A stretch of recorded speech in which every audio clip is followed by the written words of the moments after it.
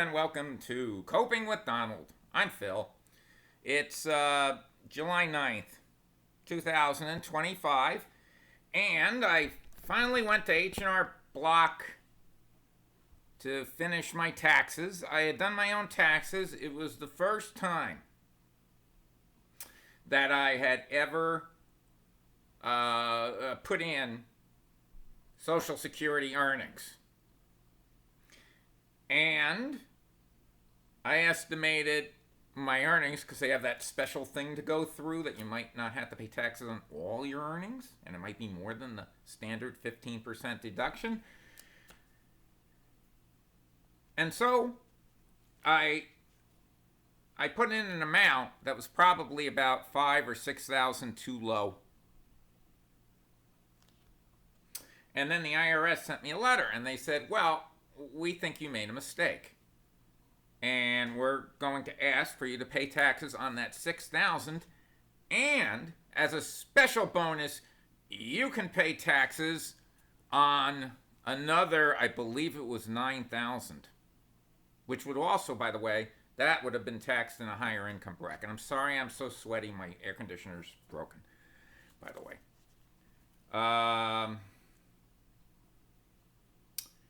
So I went to H&R Block because there was no way their number could be right. I had showed myself getting back $2,000, and I said, gee, with the mistakes I made, who knows? Maybe I'd only be getting back $700 to $1,000. They had me paying them an additional $600 or $700. So I had to go to H&R Block and pay almost $300 to get my taxes done, but they did come out with a number where I'm going to get back $1,200. That's $800 off of what I had originally done, but it's also $1,900 to my benefit from what the IRS told me, which leads me to believe that either Elon Musk or that Big Balls guy did my taxes. Anyway, at least it's over. And with all the changes they're going to make in Social Security taxes, I think it's probably going to wind up that you have to actually go to H&R Block. Remember when Rick Perry said, oh, we'll make it so you can fit your taxes on a postcard. Remember he said that? Yeah, okay. Yeah, okay. All right. Bibi Netanyahoo is the winner who nominated Donald Trump for the Nobel Peace Prize, or the Peace Prize. The Peace Prize. Bibi Netanyahoo just talked Trump into bombing Iran, and who has been accused of war crimes in the World Court. He is an international war criminal. If he goes anywhere, he'll be arrested and tried for his war crimes. So nothing says I'm going to win a Nobel Peace Prize more than the guy who nominated me is a war criminal. Good luck with that one, Trump. But in today's crazy world, who knows? Maybe next year, Bibi will nominate Pol Pot from Cambodia. And if you don't know who he was, by the way, he's dead. 50 years ago, the movie The Killing Fields, check it out. Pol Pot in Cambodia.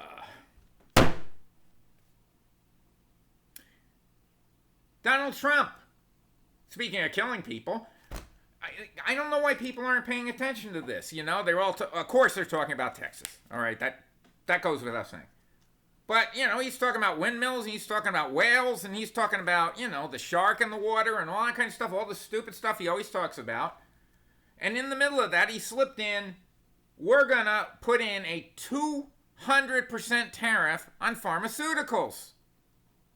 Oh, boy! I bet every American was asking for that because the Americans have to pay the tariffs. And of course, we don't think our pharmaceuticals are nearly expensive enough. With everybody who he wants to kick off the Affordable Care Program, the Affordable Care Act, plus all the people he wants to eliminate the Medicare benefits to, we'll get into that in a second. Wow! Of course, all these people who are probably poor anyway need a 200% pharmaceutical tariff on those drugs that you can't afford anyway. All right? Do you think your insurance company is going to cover it without raising your premiums? I had to go over here to tell you the reaction. Here's their reaction. Hell no!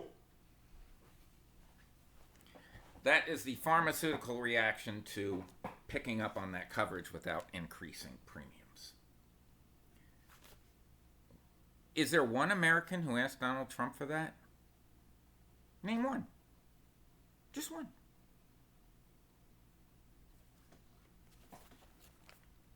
He's an idiot. He's not playing 3D chess. Okay? He couldn't play chutes and ladders without cheating. There's no ladder there. There's no ladder there. I don't see a ladder. You can't go up.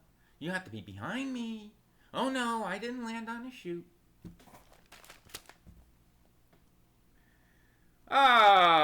Third thing today in the good old USA. Let's talk about Texas. I can't add anything to it. They want you to not talk about it, obviously. Why would Trump want you to talk about it? Okay, I mean, he wants it to just be forgotten. Hey, they did a great job in Texas. What a great job by our authorities. And I'm sure there are a lot of people that have gone through the heartbreaking work of looking for bodies and trying to smell for bodies, which could just wind up being animals anyway. But when things decompose, they have a special scent. Okay? It's worse than garbage. It's worse than old garbage, okay?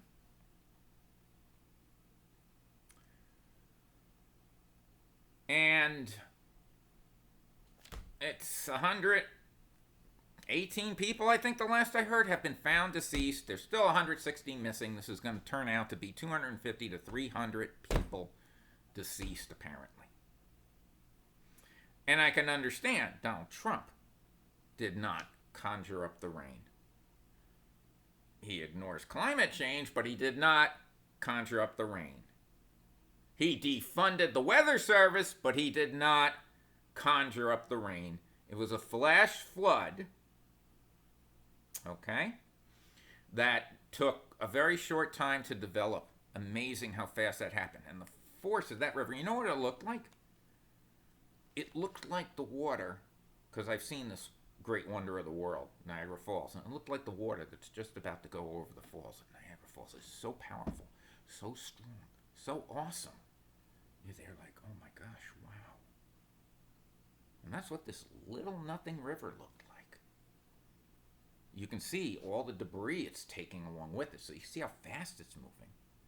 And you can see how it smacks in with all that power and comes back like... So he didn't do that.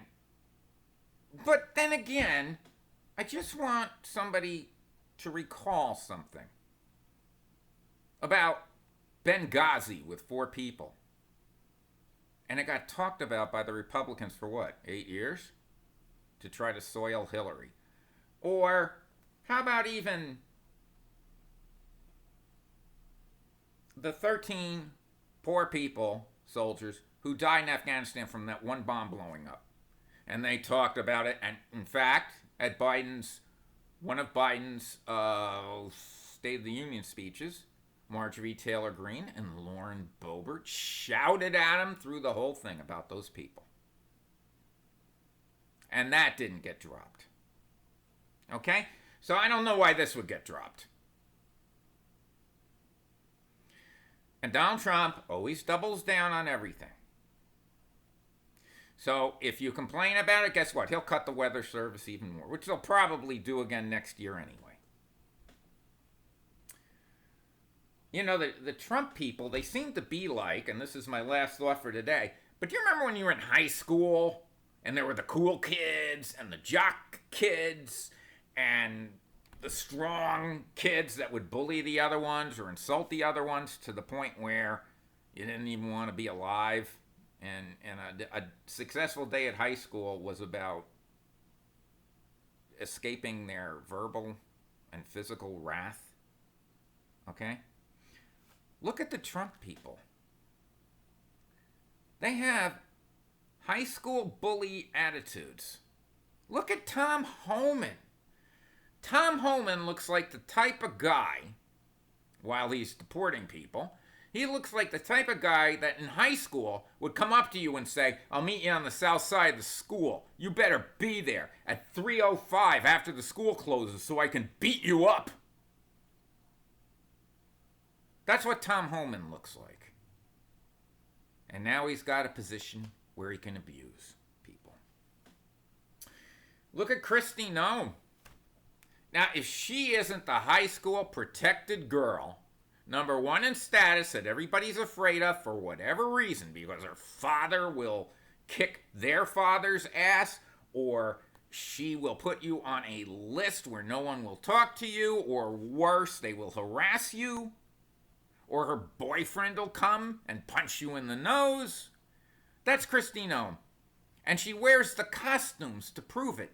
She looks like she's dressing up for high school in her play uniforms.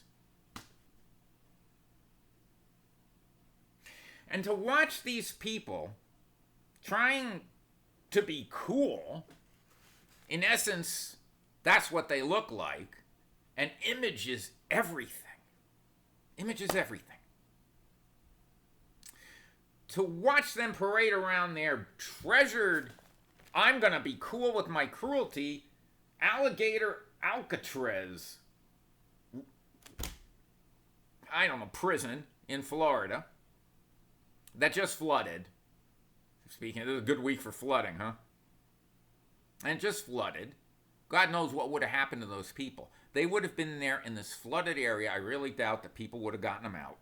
I would doubt that the ice-tight guards would stay there for them. And they showed the rooms. They're full of water. I don't know, 5 feet high, whatever. They would have been in cages. The people. Okay? And they would have had literally the pythons or whatever snakes they have there swimming through the bars into their cage. They would have had the alligators banging on their cage. And they think it's funny. They're making jokes. Oh yeah, that'll keep the alligators fed for a few years. They're making jokes. It's not funny. It's outrageous. What you have done in subverting the Constitution and turning this country into a fascist equivalent of an authoritarian rule is outrageous. We are not in a constitutional crisis right now. We're past that.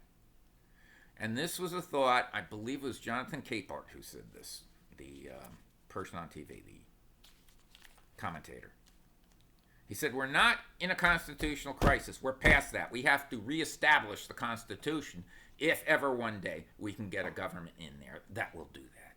And I guess then we have to put in new safeguards as to how it can't be destroyed. There is no Constitution right now. There are no checks and balances. We are being run by a person who has the Department of Justice as his legal team, who has ICE as his private military, and they are taking away all of the humanitarian protections that citizens have. We even have a Secretary of Agriculture, Brooke Rollins, who's suggesting that if we eliminate or require people on Medicaid to work on our farms, because we're getting rid of the aliens, the illegal aliens, or the illegally immigrating people, the illegals as they call them. But Trump never does anything illegal. Felony is not illegal, according to him. That if you put in a work requirement, the Medicaid people will have to go out and work the farms. She thinks that and they came up with a number, 34 million able-bodied people on Medicaid, which is like 1 out of every 10 people in the country. That's just able-bodied. She thinks that there are that many people able-bodied on Medicaid. Medicaid is for people who are in nursing homes. You think they can work in the fields? I doubt it. They are for the disabled. You think they can work in the fields? I doubt it. They are for children. You're going to force them? Medicaid is for children in many cases. You're going to force them to go out and work in the fields? I doubt it. Plus, what if they don't live near farms?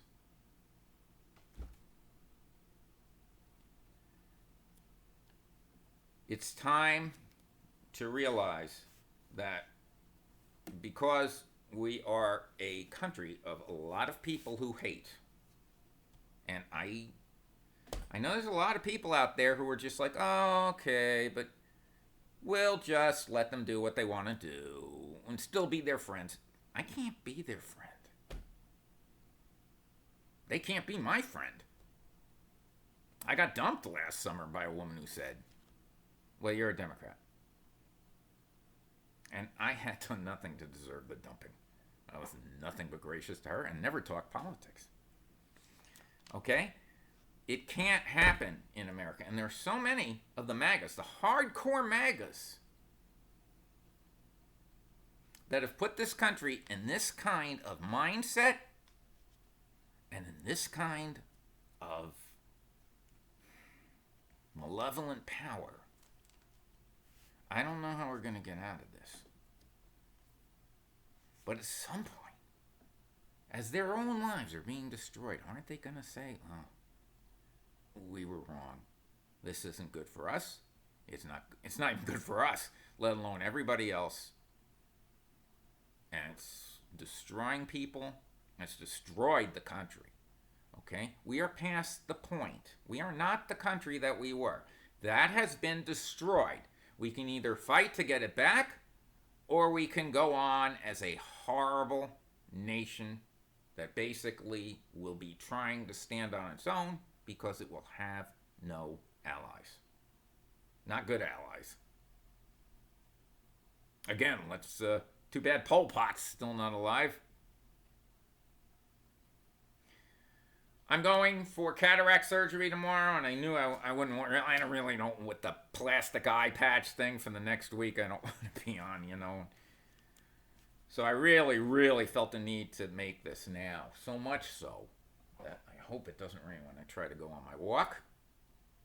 It took me like 45 minutes to get the camera turned on. Boy, Microsoft does not make this easy sometimes. Take care.